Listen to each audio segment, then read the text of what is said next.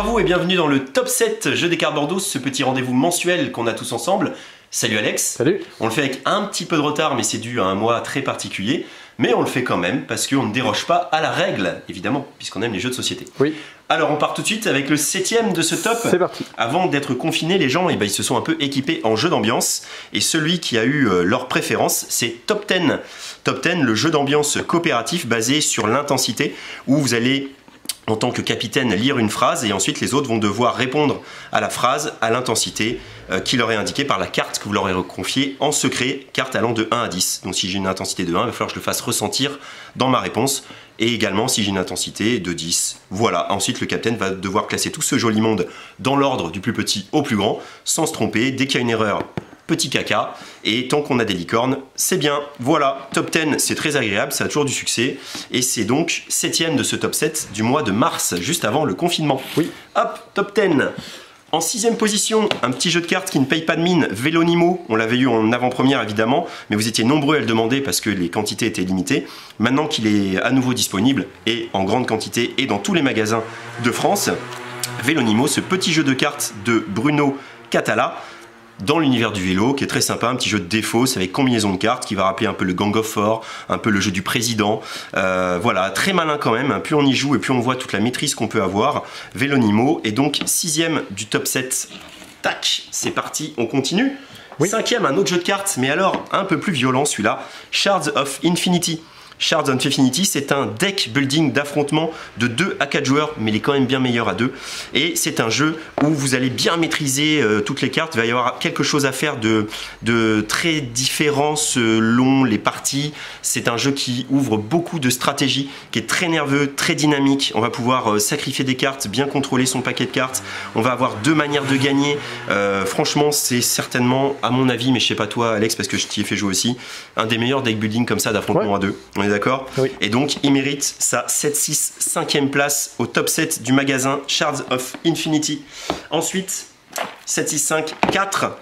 On approche du podium, mais on n'est pas sur le podium, c'est Parks. Parks, il continue son petit bonhomme de chemin dans les randonnées. Ce petit jeu aussi bon de 1 à 5 joueurs et très bon à 2 joueurs, où vous allez avoir 2 randonneurs qui vont se déplacer sur un chemin qui est de plus en plus grand au fur et à mesure des saisons. Vous allez collecter des ressources, les dépenser pour visiter des parcs, marquer des petits points bonus, vous équiper avec des équipements, gérer toutes vos petites ressources qui sont en bois, qui sont très jolies. Le jeu est très agréable, très malin aussi. Ça peut être un jeu de blocage un peu fourbe, ou ça peut être un jeu très apaisant, très tranquille, où on fait sa petite randonnée en se souciant que de soi. Voilà, Parks est 4ème au pied du podium. Alors qui donc est sur le podium?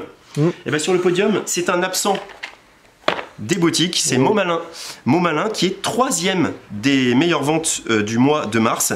C'est un jeu, on va le dire, un conem coopératif, on peut le dire. Un petit jeu comme ça où on va faire deviner une coordonnée qu'on a en donnant un mot qui correspondrait à l'abscisse et à l'ordonnée. Et les autres vont essayer de deviner ce mot qui devrait être la jonction des 2 mots sur le côté. Voilà. Donc malheureusement, Momalin est en rupture. Il reviendra bientôt, on vous tiendra au courant dans une prochaine vidéo du vendredi où on vous le présentera en retour en stock très certainement. Moi j'en profite pour vous dire qu'il y a un autre jeu chez Gigamic qui s'appelle Chronomo, qui lui est disponible et qui est un petit jeu coopératif où on va retrouver un peu cet univers un peu Momalin. Donc si vous cherchez Momalin et que vous ne voulez pas attendre, eh ben intéressez-vous à Chronomo. Voilà, on est sur le podium donc forcément... Allez. Oui. Le voilà, lui qui était dans notre petite vidéo du 1er avril. Il s'étonne même pas que je sois dans leur fichu top 7. Non, si, on s'étonne. Et on s'en réjouit, Connem. Voilà, tu es donc second, Connem. Je ne vais pas te réexpliquer pour la xème fois. Je vous envoie toutes les autres vidéos top 7 pour comprendre ce que c'est que le Connem. Mais en tout cas, il est toujours là et il est 2ème. Et lui aussi, certainement, effet confinement. C'est un jeu qui est très très joué et qui peut être joué à distance parce que tout le monde a une boîte. Voilà. Oui. Et maintenant, le premier. Le premier... Évidemment. Le premier, c'est Micro Macro, Crime City, gagnant de l'As d'or de cette année, un jeu atypique, un espèce de chercher-trouve où est Charlie pour les adultes, qui va vous raconter une histoire avec moult détails, un petit côté Tenet où on revient en arrière d'une situation pour savoir ce qui a pu se passer. Moi, ça m'a fait penser à Tenet en fait.